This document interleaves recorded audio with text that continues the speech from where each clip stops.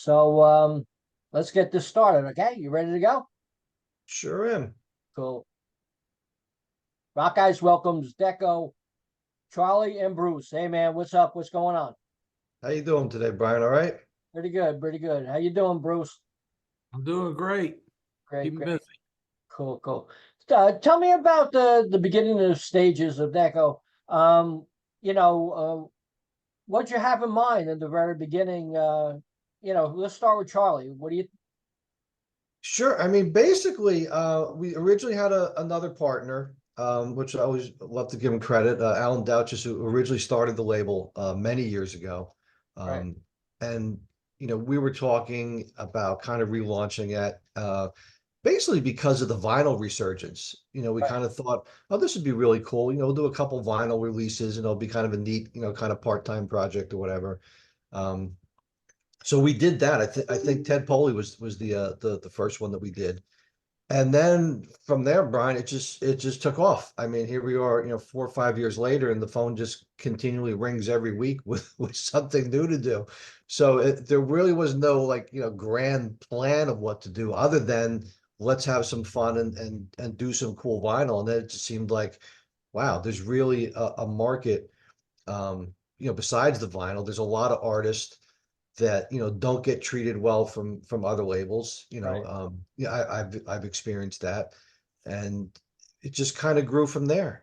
Kind of word of mouth. And then as we were growing, I'd known Bruce for many years, and he was Bruce came from a different industry, but ran and built an extremely successful company and business.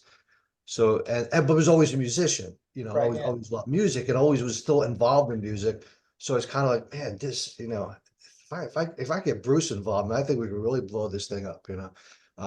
So I gave him a call and he was kind of on board and it just kept growing from there. From doing that to actually bringing on artists and doing all sorts of multimedia stuff. And we're now involved in documentaries and comic books and obviously traditional vinyl and CDs, and the artist roster just keeps getting bigger and bigger. With our intent is to always artists first, Right.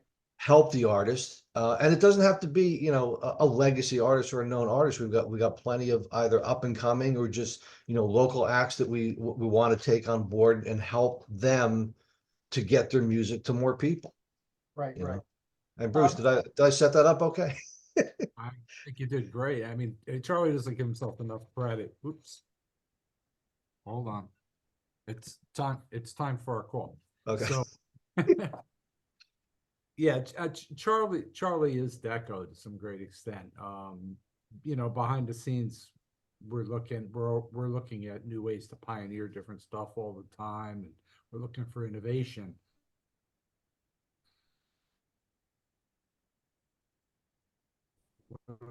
We're over 80 artists, I think, and that's Charlie. I mean, and the Right. reason we have him is because we take good care of him. Or not as good as the bar. We set the bar high for ourselves, I think, and what we'd love to be able to do for the artists, but we don't want to do it and lose money. So there's this happy balance and scale of figuring out how do you reevaluate the music industry in a way you can be really kind and supportive of the artists you work with and yourself. And, you work as a partner with the artists so that you're really focused on them making money while you make money together, and you're transparent about it. When businesses struggle, any industry struggles, that comes apart, that thread pulls, and piecing that back together in the music industry is a daunting task. But in some weird way, Charlie and I think that's what we're kind of trying to do in our own little way, in our own small space. Cool. Now, Bruce, were you nervous at all going into this venture right after the pandemic? Like it's not a good time to start a business. No, yeah, Charlie scammed me into coming in about 2 weeks before we knew what COVID was. So Yeah. greatest con of all time. I'd give him credit for that too, which is why I'm glad I'm in business with him, because he's a great con man. That is true though. It was literally like, I think the actual formation, like the legal formation of the company, was probably like a couple of weeks after COVID hit. which was, Right. Yeah, it was. No, because I had honestly, I had just run a very big company. I was CEO of a very large international company Right. during COVID, and I couldn't have been more exhausted from trying to do the right thing for all the people that work for me and Right. balance the health of the company and what was the right thing to do. It was trying this was Charlie and I know Charlie for 40, Right. it just didn't worry me that we wouldn't catch up eventually when things solved themselves. And COVID wasn't going to last forever. So I don't think we thought about that much because we weren't as impacted by the touring aspect because we were building, right, Charlie? Yeah, I think, Brian, probably to our advantage, there were a lot of people sitting at home with nothing else to do but maybe buy something. Right. You know, Yeah. so, Yeah. so we had some good releases and they did pretty well. I mean, obviously you didn't have the support of a tour behind it, to move the needle a little further, but I don't really think it impacted us that much just because the fact there were a lot of people sitting at home with nothing to do, artists as well, thinking about new projects, working on something new, looking for a home for it. So I mean, it kind of worked to our advantage, I think, at the beginning. Right. Right. Now, how do people approach you in trying to get signed by your company?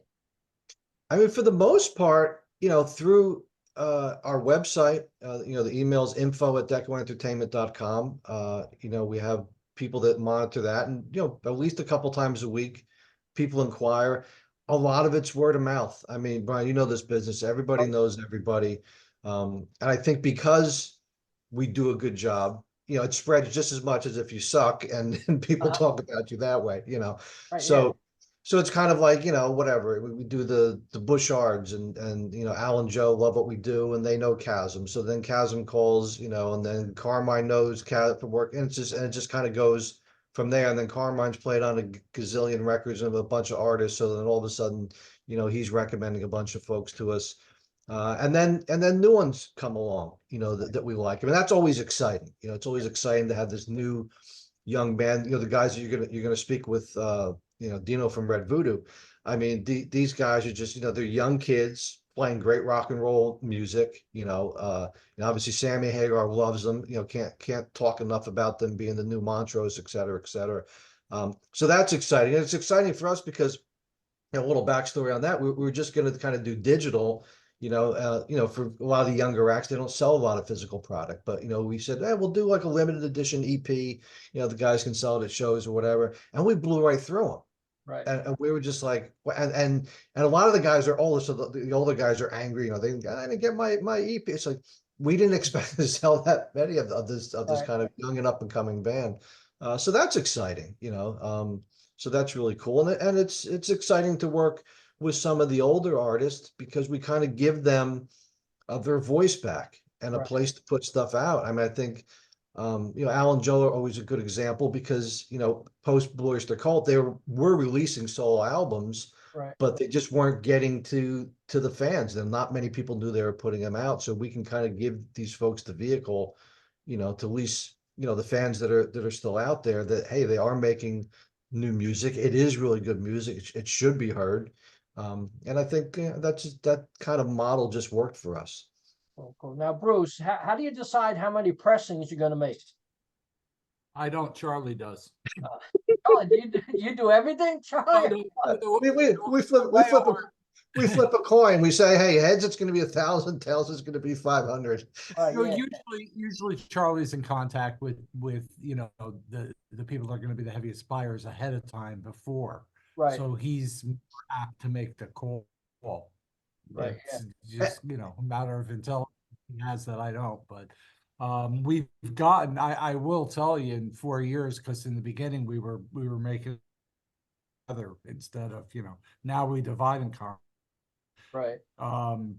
We've learned tremendously, as Charlie specifically, on hitting the numbers correctly. That's a difference between, somebody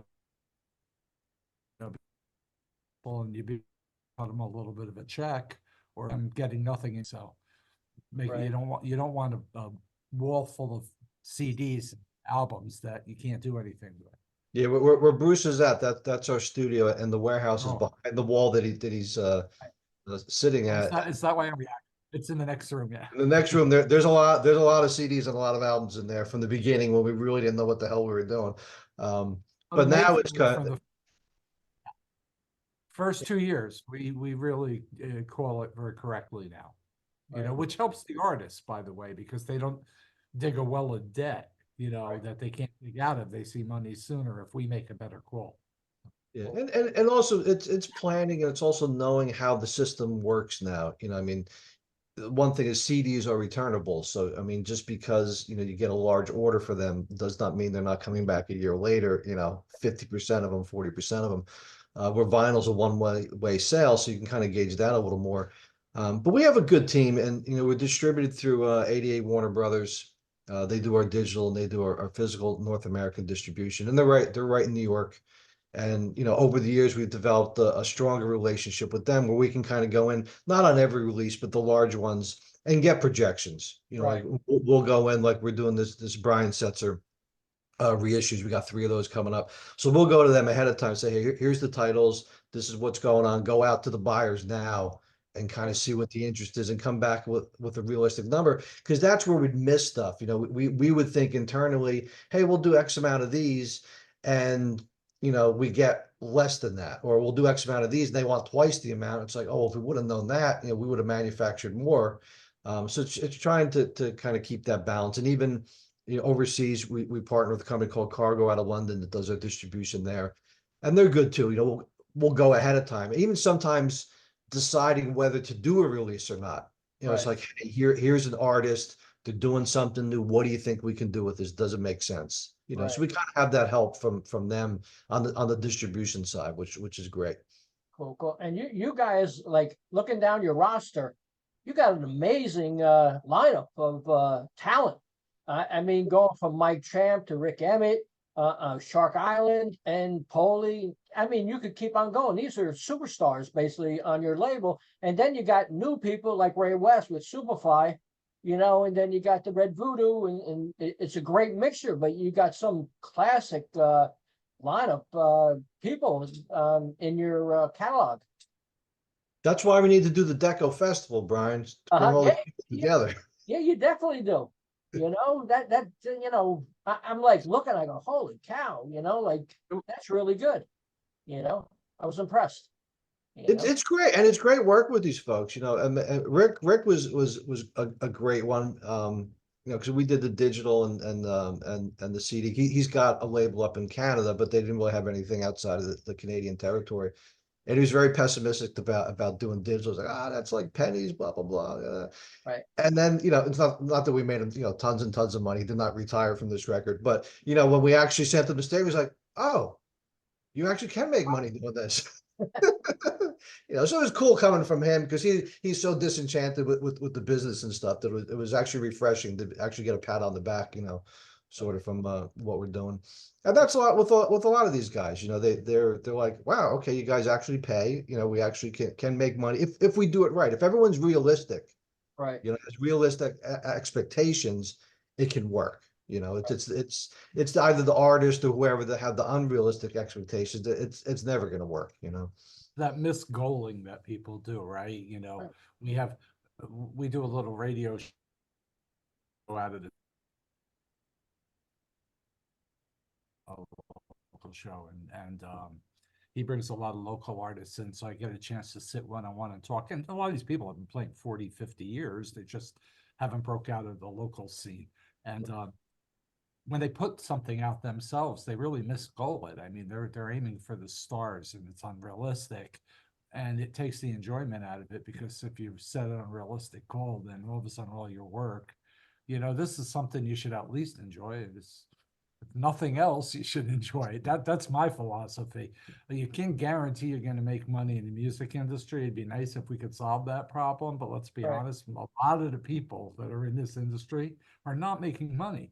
So right, if they're not making money, at least they should be enjoying it. right, And sometimes the chase for money takes all the enjoyment out of the art.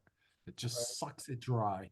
So I think what we need to do as a company is think real hard about how that impacts the musicians we work with, how it impacts Charlie and I, because we're both creatives. I mean, we're constantly writing and putting stuff out. So, and try to figure out a new way to find audiences that appreciate that. And the audiences are hidden. They're not where they used to be. They're not, smoking weed at the end of high school, reading the album cover. Right. It's Yeah. not, doesn't happen like that.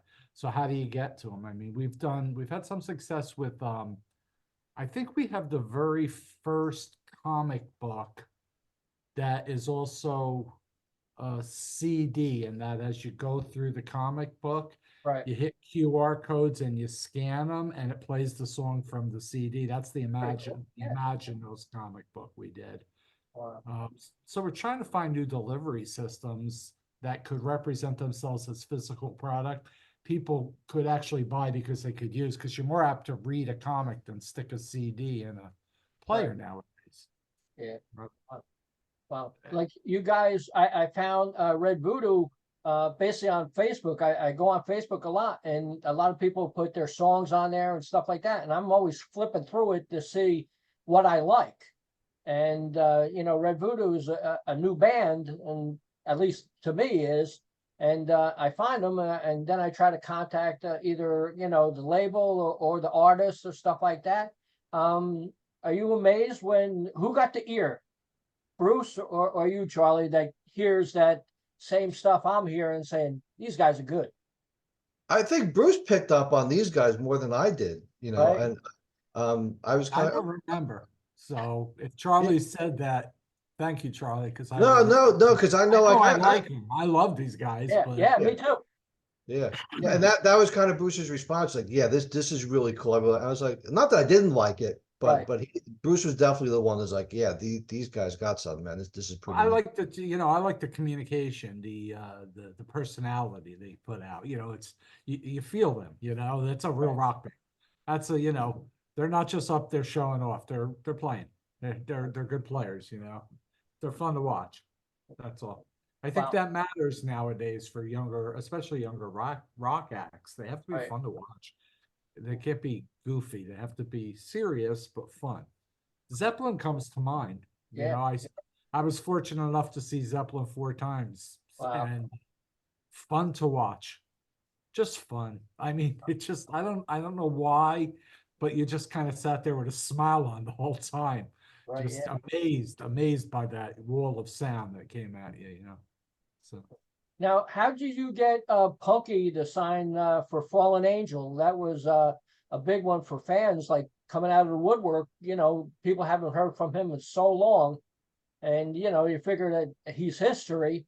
And all of a sudden he becomes a Deko and puts out Fallen Angel and plays BB King. well, Yeah. yeah. I'm just going to give a preview for Charlie to answer the question. That in some weird way may have been a precursor to Charlie and I starting Deko, right? In some weird way, because we were Yeah, I there didn't think about that. Yeah, spot. because actually, when I got asked to do to do Punky's record, Right. to play, we needed a studio. So I actually went to Bruce. We actually did the keyboards for Fallen Angel at Bruce's, not the studios in now, but the previous one.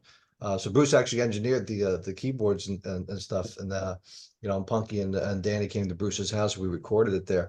I mean that was originally on Main Man Records, which was Keith Roth and now the other guy's name is going to escape me, so I apologize to him for not remembering. But they never did it on vinyl.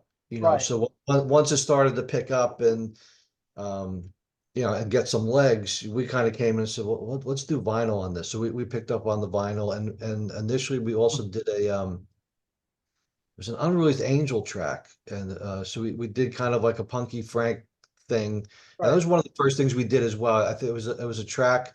It was the track that Punky played on Frank's record, and the track that Frank played on Punky's record, and then one unreleased Angel song, and that did really well. That was like the first bundle that we put together, because I think that came with like a laminate and a signed poster, and that was one of those things like where we put up, and like over the weekend we pretty much sold it out, and we're like, oh wow, I think we're onto something here.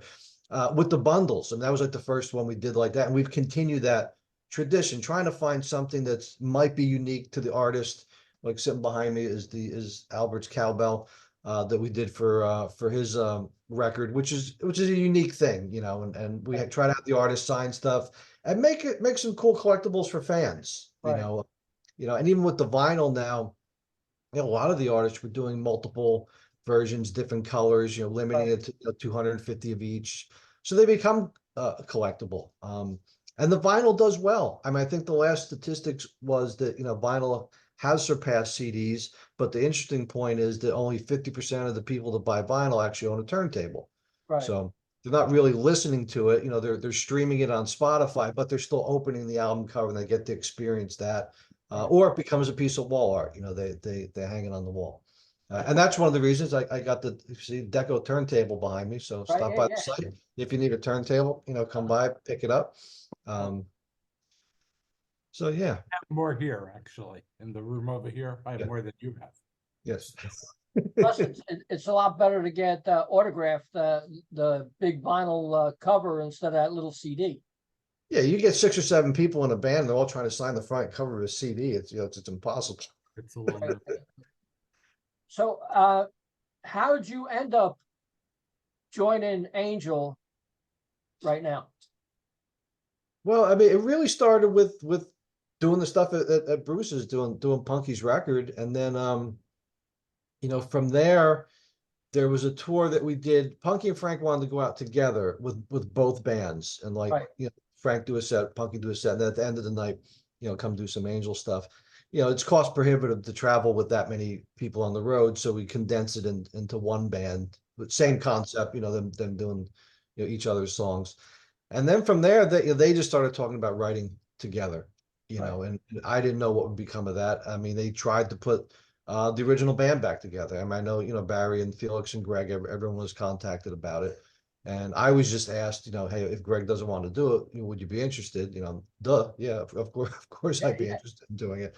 And that's just the way it turned out, and we've had a pretty good run. I mean, I'm pretty impressed we've done two records, because most bands, that get older on in their career don't really put out that much new music, but these guys are pretty prolific in terms of writing, which is impressive, because a lot of the legacy heritage acts, whatever you want to call them, don't put out new music. And I think it's some of the stuff is really good, and it's it's an interesting thing for me, because I was a big Greg Giuffria fan. He's one of my all-time favorite keyboard players, in my top 4.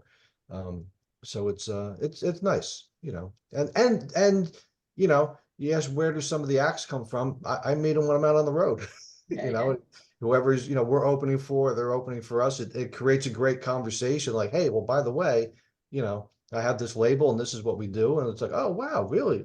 I didn't realize you were the same guy, but yeah, here's my card, here's my number, and then we pick up another act. And who's the latest artist that you signed? Latest artist, Hirsch Gardner from New England. Yeah. Yeah. So I mean, if you're a New England fan, let me tell you, Never Gonna Lose You, the re-record of that is amazing. There's a couple other, basically what Hirsch is doing on this, I think there's six new songs and 6 New England re-records, and I actually just got the mastering this morning for that. I just sent it over to him. It sounds really good. I mean, that's going to be a great thing. Obviously, we just have the I mean, we signed on the Dictators about a year ago, but we just put up the new album, comes out the end of September. That's doing really well. And another, it's a great record. I mean, obviously they're kind of like the proto punk band, but this one's a little bit more rock and roll, and it's got some great stuff on it. So we're excited about that. And then we have so Hirsch is basically the newest signing. And then like I did mention, we're doing some Brian Setzer reissues. We're doing Guitar Slinger, which is up for sale now. And then we're getting ready, just remastering the Dirty Boogie now, which has got Jump Jive and Wail on it. And then we're going to follow that up with Vavoom beginning of 2025, which is great. And so we're excited about that. We've got some other cool stuff. We do have a very cool thing coming up with Slash. that we'll announce shortly. That'll be out around Halloween. Actually, I'm gonna send them to you as soon as we get off, Bruce. I just got the pictures from the manufacturing plant. Oh my God, did they come out amazing? It is really cool. But that's a Halloween thing, so stay tuned, people, because it's a joint project we're doing, but we are allowed to sell a limited amount through our site. I mean, very limited. So like when we announce this, people better jump on it because it's probably gonna be gone like within an hour. But it's very cool. And I actually went to see. I got invited down to see him on Monday, and I'd never seen GNR. I'd never seen Slash play. Wow, what a freaking guitar! I was talk about like being like kind of when moved by music. There are a lot of good bands. It's this blues festival that he's doing, and fantastic players. But when they hit the stage, it went from this to this. The band was on fire, and I was really, really amazed at his playing. I mean, I obviously he's a guitar icon and loved by millions, but just never realized what a tremendous play. And they were doing, Bruce, you would have liked. I mean, they were doing like Peter Green, Fleetwood Mac stuff, Hendrix, Clapton. It was really, really cool. So hopefully there's more stuff with him down the line, but this first project's going to be pretty neat. What new artists should people be aware of, that take notice to on your label? Well, definitely Red Voodoo. I mean, I think they're the big younger one that's coming up. And then I'm looking to my right because I have a release list sitting over here. So that's really cool. There's a band called 010 that we just put out of Connecticut. Great band. Really rocking, really cool stuff. So we're excited about that. What else new? There's another one called if you kind of like more Toto-ish kind of stuff. Carry On bands coming up, and actually I think Simon Phillips produced a track or two on that. That's new. That's coming up. As far as a new band, then we have another one I didn't mention that we do have coming up that's pretty cool. We do the Neverland Express band, which is basically Meatloaf's band minus Meat with Calv Johnson, from American Idol fame, singing. And we're doing an EP that comes out next month.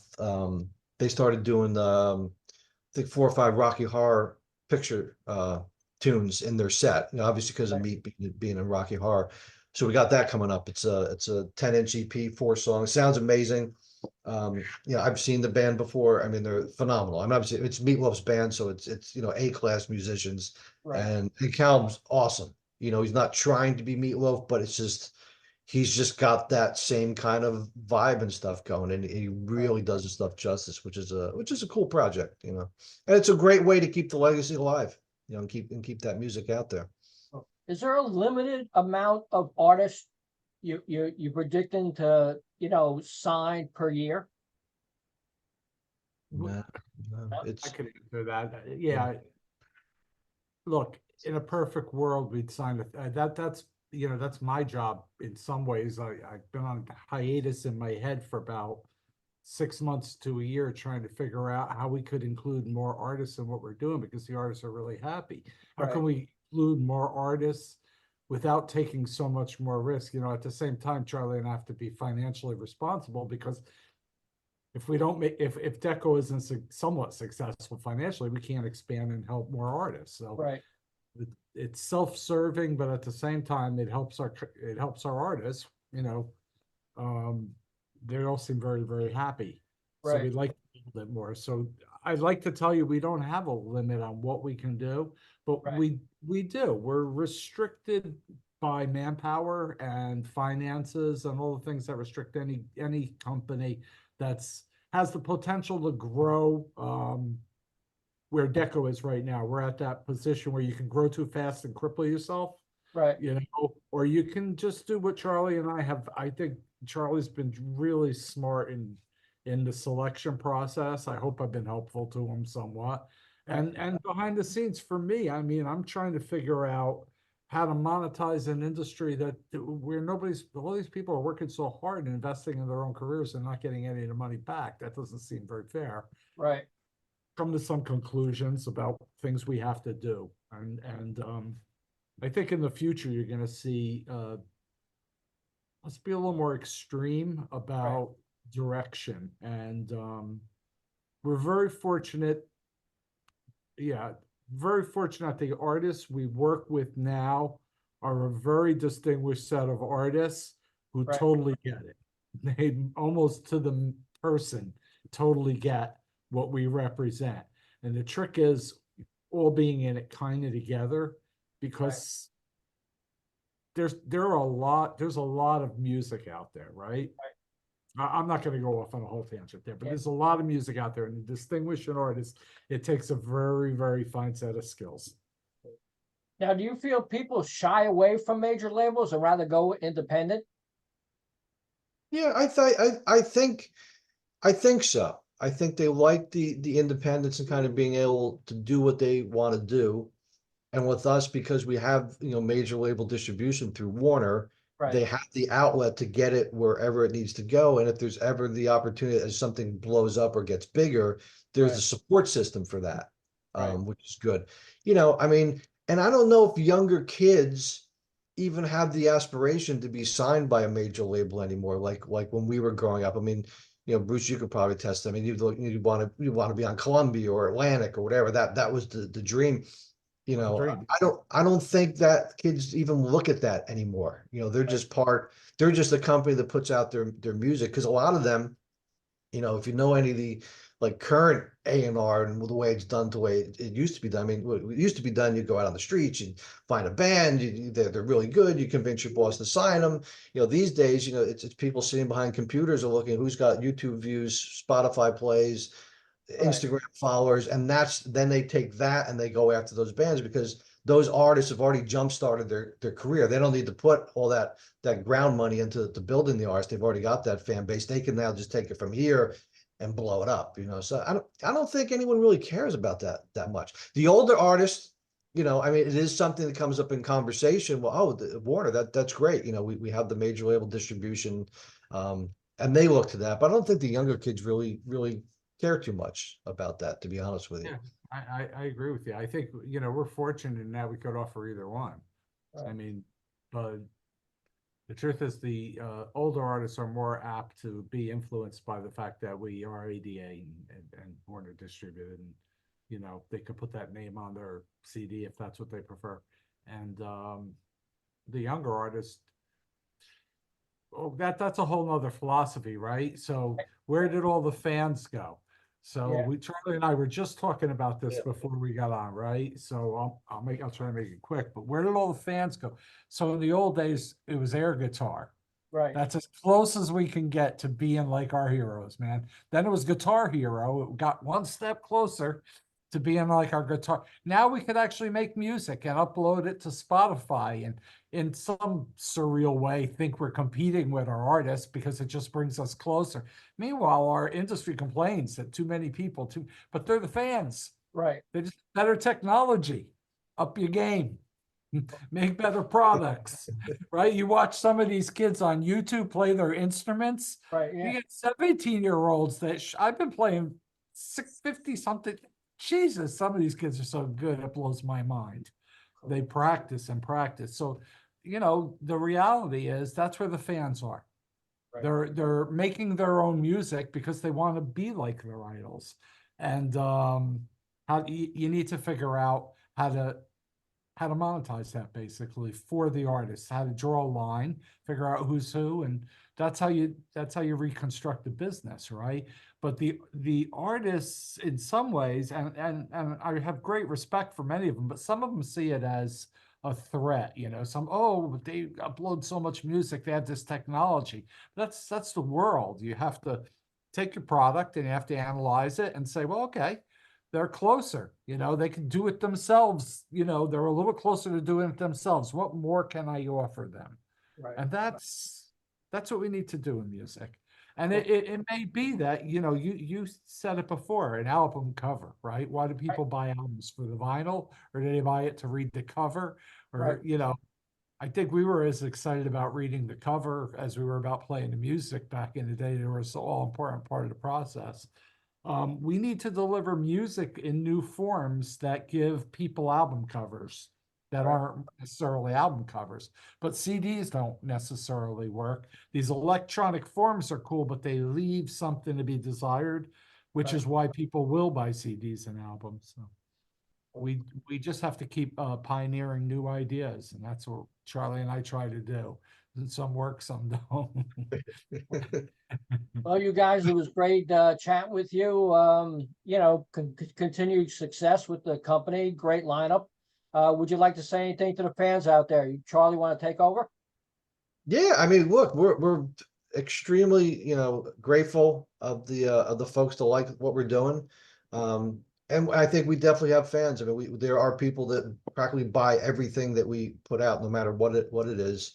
So that's great. We get a lot of great feedback, folks, recommending things, correcting us on things, setting us straight on things, which is all great. What we're really trying to do is build a community.